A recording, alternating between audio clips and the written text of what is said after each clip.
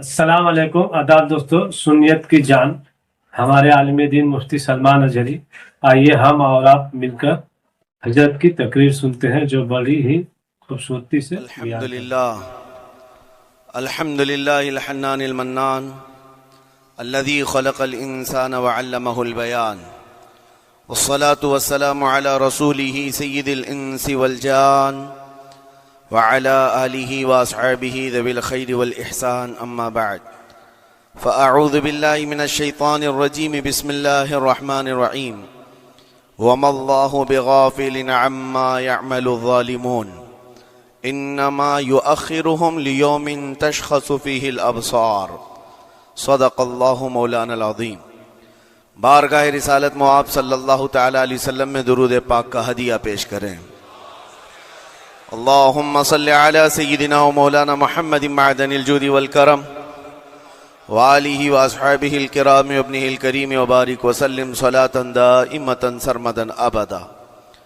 عزیزان گرامی وقار، اللہ کریم کو سب سے زیادہ ناپسند چیز جس کا ذکر قرآن پاک میں بھی ہے وہ ظلم ہے۔ ظلم کو اللہ تبارک و تعالی ہرگز پسند نہیں فرماتا، اور ظلم کا مطلب صرف کسی پر ہاتھ اٹھانا ہی نہیں بلکہ کفر اور شرک بھی بہت بڑا ظلم ہے۔ قرآن پاک میں اللہ نے فرمایا ان الشرک لظلم عظیم، اللہ کے ساتھ کسی کو شریک ٹھہرانا بہت بڑا ظلم ہے، اور اس ظلم کی بہت ساری شاخیں ہیں جو آج ہم دنیا میں دیکھ رہے ہیں۔ انسان کسی نہ کسی جگہ پر ظلم کرنے کا شکار ہو جاتا ہے، ظالم بن جاتا ہے۔ اور ظلم کی تعریف اگر دیکھیں عربی میں تو یوں کہا گیا وضع الشیء علی غیر محلہ، کسی چیز کو اس کی جگہ پر نہ رکھتے ہوئے، اس کی حیثیت کی جگہ پر نہ رکھتے ہوئے دوسری جگہ پر رکھ دینا، یہ ظلم کہلاتا ہے۔ حقدار کو حق نہ دینا یہ ظلم ہے، یا اپنے حق سے زیادہ کسی سے چھین لینا یہ بھی ظلم ہے۔ اور یہ ظلم کی ایک دو نہیں ہزاروں مثالیں ہیں، لیکن قرآن ہر ظلم کی مذمت کرتا ہے۔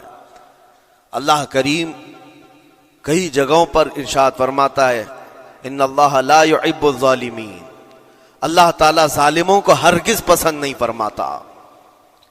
میرے عزیزو، گناہ بھی ظلم ہے، جیسے کہ قرآن میں اللہ نے فرمایا وَلَوْ أَنَّهُمْ إِذْ ظَلَمُوا أَنفُسَهُمْ، جب لوگ اپنی جانوں پر ظلم کر لیں تو اے محبوب آپ کے دربار پہ آئیں۔ یہ جو آیت ہے ظلم کا مطلب کیا ہے؟ انسان جب گناہ کرتا ہے تو وہ اپنے آپ پر ظلم کرتا ہے۔ ظلم کی بہت ساری شاخیں ہیں، اور ظالموں کو اللہ پسند نہیں فرماتا، چاہے وہ اپنے اوپر ظلم کیا ہو یا کسی نہتے پر ظلم کیا ہو۔ آج دنیا میں جو حالات ہم دیکھ رہے ہیں، ظالموں کا ظلم عروج کو پہنچا ہوا ہے، اور قرآن پاک میں رب تعالیٰ نے ظالموں کی نشانیاں بھی بیان کی، ایسا نہیں کہ یہ پہلی مرتبہ ہوا ہے۔ اللہ تعالیٰ فرماتا ہے وَكَم مِّن قَرْيَةٍ أَهْلَكْنَاهَا، کتنی بستیاں ایسی ہیں جن کو ہم نے ہلاک کر دیا۔ رب تبارک و تعالیٰ نے ان کو ختم کر دیا کیونکہ وہ ظالم تھے۔ ظالموں کی بستیاں جو ہلاک ہوئیں، قرآن پاک میں 3 مثالیں آپ کو بتاتا ہوں۔ ایک نوح علیہ السلام کی امت اور ان کی آبادی، دوسری حضرت لوط علیہ السلام کی قوم، تیسری حضرت صالح علیہ السلام کی قوم۔ یہ تینوں قومیں ایسی ہیں، گناہ میں تو تھی لیکن غرور بہت زیادہ تھا، گھمنڈ بہت زیادہ تھا۔ آج کے دور میں اگر کسی کے پاس پیٹروٹ میزائل ہیں اور بم بارود کی طاقت رکھتا ہے، نیوکلیئر پاور ہے، تو وہ یہ سمجھتا ہے مجھے کوئی شکست نہیں دے سکتا۔ یہ ہر دور میں ظالموں کا خواب رہا ہے، ہر دور میں ظالم اسی طرح کی فکر رکھتے ہیں۔ نوح علیہ السلام کی قوم بہت مضبوط قوم سمجھی جاتی تھی۔ اللہ تعالیٰ نے اپنے نبی کو جب حکم فرمایا کہ آپ ایک کشتی بنائیں بہت بڑی، تو وہ آپ کا مذاق اڑاتے تھے۔ یہاں دور دراز کہیں نہ ندی ہے، نہ نالا ہے، نہ سمندر ہے، کشتی کس میں چلاؤ گے؟ اللہ کے نبی کو پتا تھا کہ عذاب آنے والا ہے اور اپنے ایمان والوں کو آپ ڈرا بھی رہے تھے، لیکن کفار و مشرکین غرور و تکبر میں ایسے تھے، یہاں تک کہ نوح علیہ السلام نے اپنے بیٹے کو بلا کر کہا جو کافر تھا، کہا میرے ساتھ آ جا، یا بنی ارکم معنا ولا تکن مع الکافرین، بیٹا ہمارے ساتھ آ جا، کافروں کے ساتھ مت جا۔ اس نے کیا کہا؟ قال سآوی الی الجبل یعصمنی من الماء، میں تو پہاڑ کی اونچی چوٹی پر چلا جاؤں گا، تمہارا پانی مجھے کچھ نہیں کر سکے گا۔ یہ اس وقت ظالموں کا خیال تھا، گمان تھا۔ پھر اللہ تعالیٰ قرآن پاک میں فرماتا ہے وَفَجَّرْنَا الْأَرْضَ عُيُونًا، ہم نے زمینوں کے سارے چشمے پھاڑ دیے، ہر جگہ سے پانی کے سوتے نکلے، اور پھر آسمان کے سارے دروازے کھول دیے، فَفَتَحْنَا أَبْوَابَ السَّمَاءِ بِمَاءٍ مُنْهَمِرٍ، اللہ فرماتا ہے آسمان کے سارے دروازے پانی کے کھول دیے، آسمانوں سے پانی اور زمینوں سے پانی۔ فَالْتَقَى الْمَاءُ عَلَى أَمْرٍ قَدْ قُدِرَ، سورہ قمر کی آیتیں ہیں، رب تعالیٰ فرماتا ہے پانی اتنا بڑھ گیا کہ جو رب تبارک و تعالیٰ کی طے کی ہوئی معینہ نشانی تھی وہاں تک جا کر پانی مل گیا، روئے زمین پر کوئی باقی نہ رہا سوائے حضرت نوح علیہ السلام کی کشتی کے، کوئی نہیں باقی رہا۔ جب یہ پانی پھیل گیا، کیا پہاڑوں کی چوٹیاں، کیا محلوں کی اونچائیاں، سب غرق ہو گئے، اور وہ جبابرہ، وہ قوت کے بادشاہ جو کہتے تھے ہمارا کوئی کچھ نہیں بگاڑ سکے گا، سڑ گئے پانیوں میں۔ صرف پانی اللہ تعالیٰ بھیج دے تو انسان اسے روک نہیں سکتا، عذاب الہی کو کیسے روک سکے گا؟ دوسری گھمنڈی قوم، غرور میں مبتلا قوم تھی حضرت لوط علیہ السلام کی قوم، جو بدکاریوں میں ملوث تھے۔ اللہ کا جب عذاب آیا تو قرآن پاک میں رب تعالیٰ فرماتا ہے وَأَمْطَرْنَا عَلَيْهِمْ حِجَارَةً مِّن سِجِّيلٍ، نوکیلے پتھروں کی ہم نے ان پر بارش کی، فَجَعَلْنَا عَالِيَهَا سَافِلَهَا، ان کی اونچائیوں کو اٹھا کر کے نیچے پلٹ دیا گیا، زمین کو فرشتوں نے اوپر تک اٹھایا اور اس کے بعد پلٹ دیا، یہ پوری بستی غرق ہو گئی، ختم ہو گئی۔ یہ بستی بھی وہی تھی جس کو حضرت لوط علیہ السلام بار بار تنبیہ کرتے تھے کہ ظلم سے بچو، ظلم سے بچو، ظلم اللہ کے عذاب کو دعوت دیتا ہے، لیکن وہ مذاق اڑاتے تھے، اور جب ہلاک و برباد ہو گئے، ختم ہو گئے، ان کی نشانیاں بھی باقی نہیں رہی۔ وہ پتھروں کی بارشیں کہاں ہوئی تھی واللہ عالم، لیکن میرے عزیزو ہم نے دیکھا ہے جہاں یہ قوم آباد تھی اس علاقے کو آج بتایا جاتا ہے وہ جارڈن کا علاقہ تھا، بحر مردار، جہاں پر آج باقی ہے ڈیڈ سی۔ میں خود سفر پر دیکھا، جارڈن کی ایک سرزمین پر گاڑی چلتی جا رہی ہے اور کالے کالے پتھر، جہاں تک نظر کرو صرف پتھر ہی پتھر ہیں، بہت نوکیلے، ایسے پتھر میں نے دنیا میں دوسری جگہوں پر نہیں دیکھا۔ آج بھی اسی طرح سے باقی تقریباً 100 کلومیٹر 150 کلومیٹر تک صرف پتھر ہی ہے، بیچ میں صرف ایک روڈ جاتا ہے، اس کے بعد نہ کوئی درخت دکھتا ہے، نہ کوئی عمارت ہے، نہ کوئی پہاڑ ہے، صرف پتھر، پتھروں کا صحرا ہے۔ آج کی اس صدی میں دیکھ کر کے ان پتھروں کو ہیبت طاری ہو جاتی ہے، جس وقت وہ برسے ہوں گے ان کی حالت کیا ہوگی۔ اور میں یہ نہیں کہتا بالضبط کہ یہ وہی پتھر ہیں جو برسے تھے، واللہ عالم، لیکن میرے عزیزوں نشانیاں آج بھی عذاب الہی کی موجود ہیں۔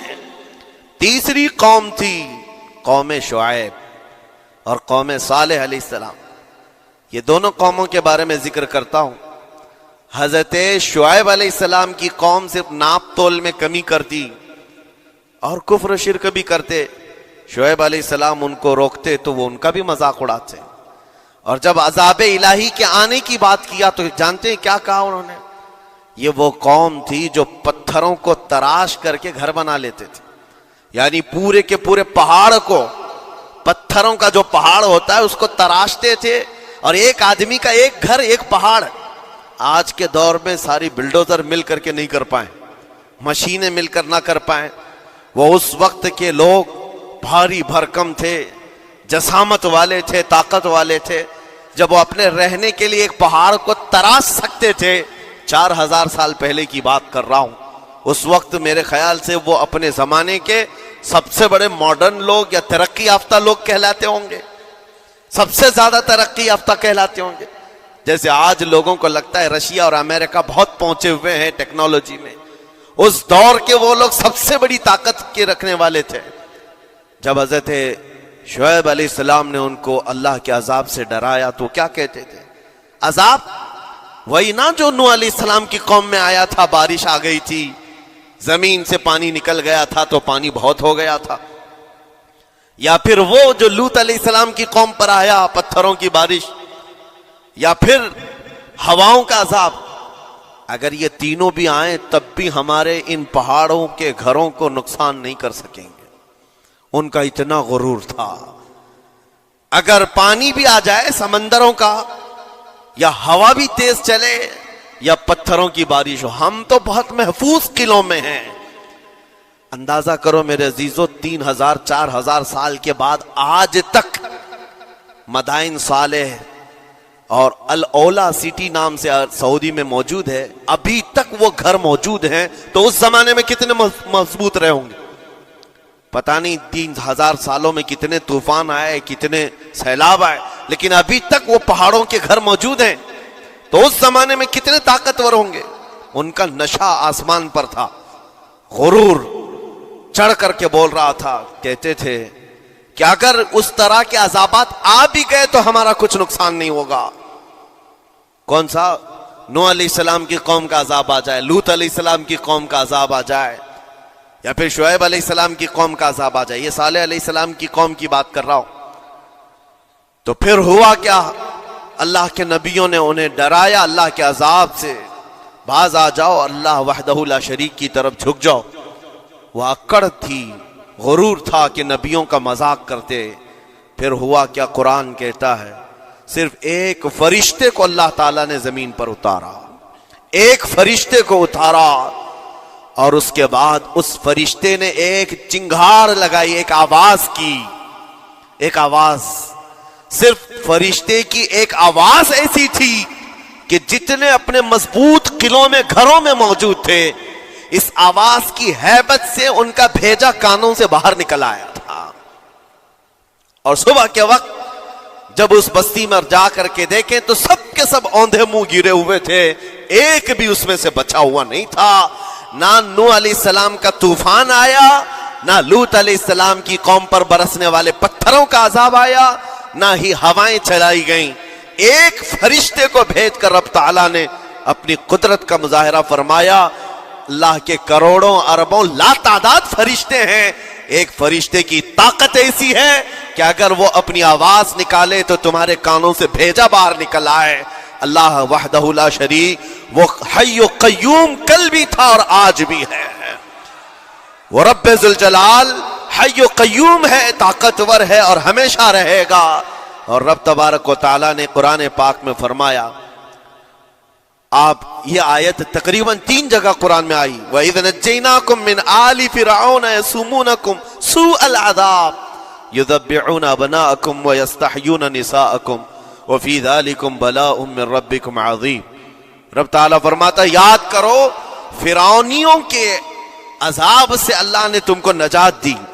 یہ بنی اسرائیل کو کہا جا رہا ہے کہ فرعونیوں کے عذاب سے، کہ فرعون اور اس کے لشکری اس قدر سخت سزائیں دیتے تھے موسیٰ علیہ السلام کی قوم پر، ایمان والوں پر، بنی اسرائیل پر. اللہ فرماتا ان سے نجات دیا رب تعالیٰ نے، لیکن وہ کرتے کیا تھے؟ بنی اسرائیل میں ایک بھی بچہ پیدا ہو جائے اسے ذبح کر دیتے تھے. فرعون کے لشکریوں نے ایک سال میں 12,000 بچوں کو قتل کیا ہے، 12,000 بچوں کو ذبح کر دیا ہے. آج کے اسرائیلی اگر یہ بچوں پر ظلم کرتے ہیں تو یہ تعجب کی بات نہیں ہے. فرعون کی سرشت میں داخل تھا اور یہ فرعونی ہے، وقت کے جبابرہ ہیں، وقت کے ظالم ہیں. 12,000 بچوں کو قتل کر دیا تھا فرعون اور اس کے لشکریوں نے، اور عورتوں کو زندہ چھوڑ دیتے تھے. قرآن میں اللہ تعالیٰ نے فرمایا 3 جگہ آئی آیت، لیکن اس کے ساتھ رب تعالیٰ یہ بھی فرماتا ہے یہ سخت ترین سزائیں دیتے تھے فرعونی، اللہ نے ان سے تم کو نجات دیا، لیکن یہ سزائیں کیوں دیتے تھے، یہ عذاب کیوں تھا؟ وَفِي ذَلِكُمْ بَلَاءٌ مِّن رَبِّكُمْ عَظِيمٌ، یہ ہے فرمان اللہ کا۔ یہاں میں یہ ٹکڑا اگر بیان کر دوں تو آج آپ کے دلوں کے اندر ایک یقین پیدا ہو جائے گا آج کے حالات کے مطابق فرعونیوں کا اس قدر سخت عذاب کیوں تھا۔ رب تعالیٰ فرماتا ہے اے مومنو، ان تمام معاملات میں اللہ کی طرف سے تمہارے لیے بڑا امتحان تھا، یہ امتحان تھا اور وہ امتحان آج بھی ہے اور ہر زمانے میں رہے گا۔ ستیزہ کار رہا ہے ازل سے تا امروز، شرار ابو لہبی سے چراغ مصطفی، ہر زمانے میں حق و باطل کے معرکے ہوتے رہیں گے۔ لہٰذا آج کے دور میں یہ سب حالات جو پیدا ہوئے، مسلمانوں کو، مومنین کو ذرا برابر بھی نروس ہونے کی ضرورت نہیں۔ تم جس دین سے وابستہ ہو، اس دین کی حفاظت کا ذمہ اللہ نے اپنے ذمہ لیا ہے۔ یریدون لیطفئوا نور اللہ بافواہہم، قرآن میں اللہ فرماتا ہے کفار و مشرکین اپنے منہ کے پھونکوں سے اللہ کے اس چراغ کو بجھانا چاہتے ہیں، اللہ اپنے اس چراغ کو مکمل کر کے رہے گا۔ یہ اسلام نور الہی ہے، اللہ کا نور ہے اور اس کو صبح قیامت تک رہنا ہے۔ اور ہم جیسے اور بھی آئیں گے اس زمین پر اور آئیں گے جاتے رہیں گے، یہ آبادیاں ہیں بدلتی رہیں گی، خدائی قانون ہے، لیکن اسلام نہ کل بدلا تھا، نہ آج، نہ قیامت تک بدلے گا۔ ہم سب کا امتحان ہے میرے عزیزو، ہم سب کا امتحان ہے، لیکن ان حالات میں مومنین کو کرنا کیا چاہیے؟ انہیں اپنے ایمان کو مضبوط کرنا چاہیے۔ کبھی کسی کے اڑتے ہوئے چھیٹڑے اور ٹکڑے دیکھ کر تمہیں مایوس ہونے کی ضرورت نہیں۔ اب ہمارا مستقبل کیا ہوگا؟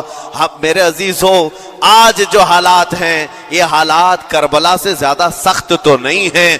آج فلسطینیوں کو ہم نے دیکھا 6 ماہ کے، سال بھر کے بچوں کو سینے سے لگا کر کفن لپیٹ رہے ہیں۔ ان ماؤں کی کیا کیفیت ہوتی ہوگی؟ کبھی کبھار چھوٹی سی کلپ میں دیکھ کر کے آنکھوں سے آنسو بہ پڑتے ہیں۔ انہوں نے اپنے ہاتھوں سے نہ جانے کتنے بچوں کو ایک دن میں دفن کر دیا، 80 میتوں کو ایک قبر میں ڈال دیا کرتے ہیں۔ ان فلسطینیوں کو لاکھوں سلام، ان کے جذبات کو اور ان کی استقامت کو ہم تو دعا یہی کرتے ہیں، ان فلسطینی مسلمانوں کے برابر پوری دنیا کے مسلمان نہیں ہو سکتے۔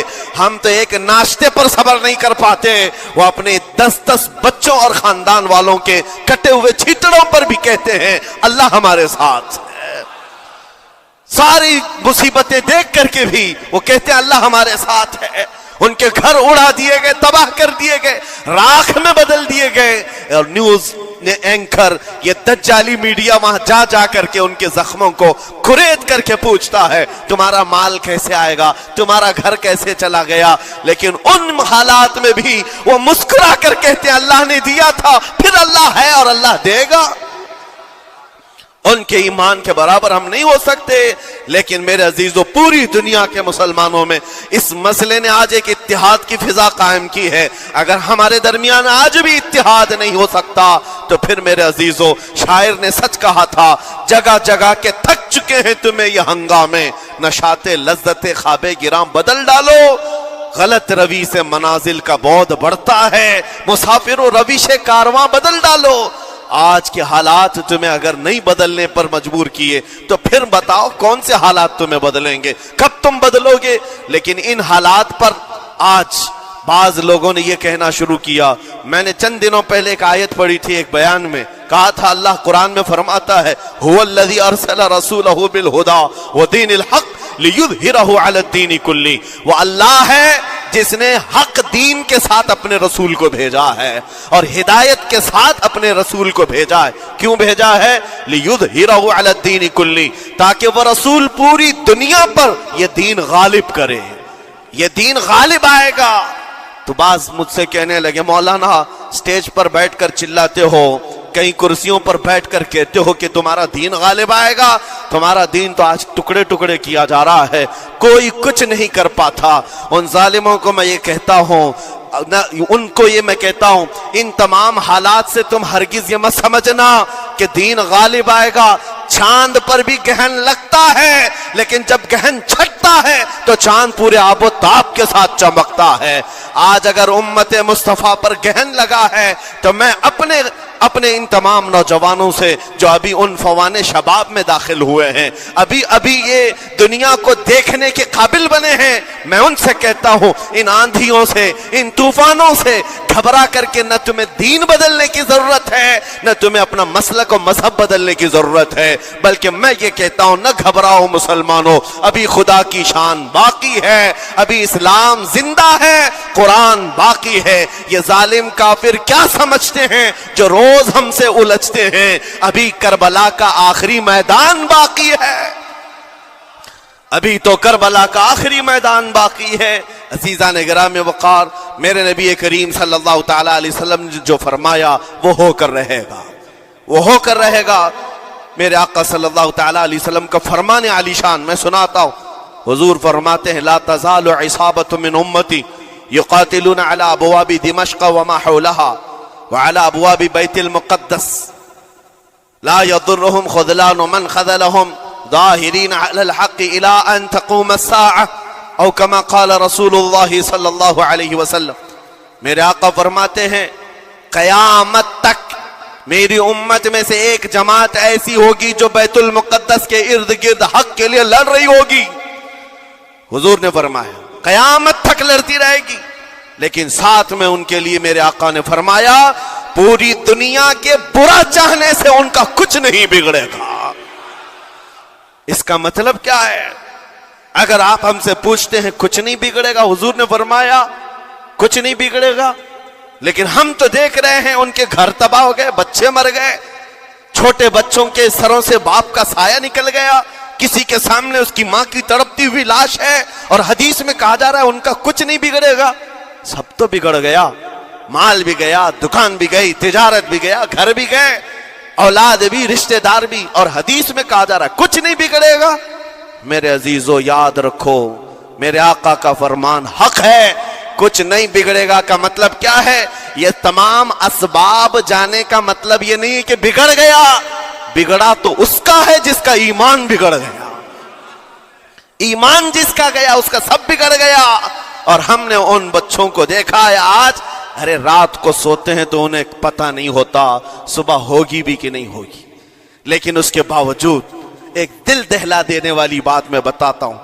مصر کی سرزمین سے لوگ پانی کے بوتلیں اور ڈبے اٹھا کر کے بارڈر پر جا رہے ہیں، لیکن فلسطین غزہ کے وہ مسلمان کہتے ہیں اپنا پانی تم رکھو، اللہ کریم ہمارے لیے کہیں سے اپنی ہی زمین سے پانی عطا کرے گا۔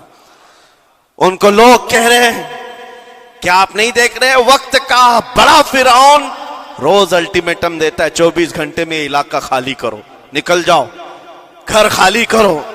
کیسا ایمان ہے تمہارا کہ آنے والی بڑی بڑی میزائلوں کا اپنے سینے سے مقابلہ کرتے ہیں، اور کہتے ہیں کل سے ہم یہی تھے، آج بھی یہی ہیں اور یہی رہیں گے اور اسی مٹی میں دفن ہو جائیں گے۔ یہ جو استقامت ہے، اسی کو میرے آقا نے فرمایا دنیا ان کا کچھ نہیں بگاڑ سکے گی۔ ایمان اگر مضبوط ہے تو کچھ نہیں بگڑا ہے۔ ارے 6 سال کی بچی، 6 سال کی بچیاں، ٹرینڈ چلا ہوا ہے ان کے محلوں میں، ٹرینڈ چلا ہوا ہے، اپنے اپنے ہاتھوں میں مہندی سے اپنا نام لکھ رہی ہیں ہنسی خوشی۔ پوچھا ان سے کہ نام لکھنے کا ٹرینڈ کیوں چلا ہے ابھی جنگ کے حالات میں مہندی سے؟ کہتی ہیں کل کو اگر ہم اڑ گئے، چہرہ نہیں ملا، جسم نہیں ملا، ہاتھ اگر بچا ہوا ہو تو نام دیکھ کر ہمارے ماں باپ پہچان تو سکے۔ شہادت کا یہ جذبہ، شہادت کا یہ جذبہ 6 سال کے بچوں میں اگر آیا ہے، یقیناً ان کے سینوں میں ایمان موجود ہے، ایمان موجود ہے۔ میرے عزیزو ذرا اپنے حالات پر ذرا توجہ کرو، مولا کریم نے ہمیں کس چیز کی کمی دی ہے؟ کون سی چیز کم آئی ہمارے گھر میں؟ ہم تو مرغن غذائیں روز کھاتے ہیں، آج ہمارے پاس ساری نعمتیں اللہ نے دی ہیں، ہم عیاشیوں کے اڈوں پر پوری رات گزارتے ہیں۔ ہمارے شہر آج جس گلی سے گزر جائیں صبح کی اذان تک یہاں گپے لگاتے ہوئے کھڑے رہے۔ اے میرے عزیزو، حالات تو ہمارے ایسے ہیں کہ کھا کھا کر کے چربیاں چڑھ گئیں، ہمیں ان کا کیا احساس ہو پائے گا؟ ان کا کیا احساس ہو پائے گا جن کے ہاں پانی سے زیادہ خون دیکھا جاتا ہے، جن کے ہاں زندوں کو پکڑنے کے لیے نہیں، اب مردوں کو پکڑنے کے لیے لوگ بھی نہیں ہیں۔ عزیزان گرامی وقار، جنازہ اٹھانے کے لیے لوگ پورا دن انتظار کرتے ہیں، کوئی نہیں ہے۔ پرسان حال ان سب حالات کے باوجود میں نے ایک بچے کو بھی وہاں سے یہ کہتے ہوئے نہیں سنا کہ ہم پر بہت بڑا ظلم ہو رہا ہے، ہم کو یہاں سے نکال لو، مدد کرو، کوئی آؤ، نہیں۔ وہ سب صرف اتنا ہی کہتے جو کچھ ہو رہا ہے ہم اللہ کے پاس جا کر کہیں گے، یہ سارے معاملات ہم اللہ کی بارگاہ میں شکایت کریں گے۔ یہ ہے ایمان، یہ ہے استقامت۔ اور میرے آقا صلی اللہ تعالی علیہ وسلم کے فرمان عالی شان کے مطابق ان کے لیے اتنی ہی بڑی دولت کافی ہے۔ آخر میں اتنا کہوں گا، اسرائیل کے کتے اور ظالم مل کر اینٹ سے اینٹ بجا دیں، ان کے ٹکڑے ٹکڑے کر کے راکھ کر دیں، تب بھی ہم کہیں گے فتح تو بیت المقدس کی ہی ہے، فتح تو ان مظلوموں کی ہے جن کے پاس کھونے کے لیے کچھ نہیں تھا، پھر بھی وہ ڈٹے رہ گئے۔ تمہارے پاس تو پیٹروٹ میزائل، بڑے بڑے تمہارے پاس توپ، بہت ساری چیزیں ہو کر بچوں پر، ہاسپٹل پر، نہ جانے کتنی جگہوں پر تم نے بمباریاں کی ہیں۔ مجھے حیرت ہوتی ہے پوری دنیا آج بھی خاموش تماشائی ہے۔ یہ ظلم نہیں ہے تو اور کیا ہے؟ اور جب ظلم اپنے عروج کو پہنچتا ہے اللہ کی پکڑ آتی ہے، اللہ کا عذاب آتا ہے، اور جب اللہ کا عذاب آتا ہے تو جتنے خاموش تماشائی تھے سب اس عذاب میں گرفتار ہوں گے۔ اس لیے میرے عزیزو، آپ ہم سے اگر یہ پوچھتے ہیں ہمیں یہاں بیٹھ کر کرنا کیا چاہیے، ہم کیسے کریں، تمہارا دل اگر رو پڑا ان کے دردوں سے، یہ بھی لکھا جائے گا، یہ بھی لکھا جائے گا۔ یہ بندہ جا تو نہیں سکتا تھا لیکن اپنے بھائی کے درد میں ایسا بے قرار تھا کہ اس کا کھانا چھوٹ گیا تھا، ایسا بے قرار تھا کہ اس کی نیندیں ختم ہو گئی تھی، یہ بھی لکھا جائے گا اللہ کی بارگاہ میں۔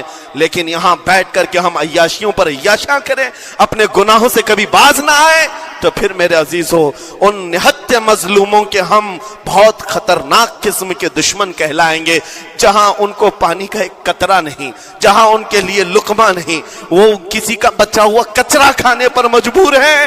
اس وقت ہماری برتنیں کھانوں سے بھری ہوئی ہیں، ہماری دعوتوں میں ہمارے بچے ہوئے کھانے گٹر اور نالیوں میں بہ رہے ہوں۔ ان حالات میں میرے عزیزو پکڑ ہوگی، ہماری بھی پکڑ ہوگی۔ بدلو اپنے حالات، اٹھو وگرنہ حشر نہ ہوگا پھر کبھی، دوڑو کہ زمانہ چال اپنی چل گیا۔ میں آپ سب سے یہی کہنا چاہوں گا، یہ جو حالات پیدا ہوئے ہیں پوری دنیا میں، یہ میرے آقا کے فرمان کے مطابق اندیشہ یہ لگ رہا ہے ان قریب امام مہدی کا ظہور ہونے والا ہے، امام مہدی کا ظہور ہوگا اور حالات بدل جائیں گے۔ لیکن ہم کو کسی کے آنے کا انتظار کرتے ہوئے حالات کا انتظار نہیں کرنا ہے۔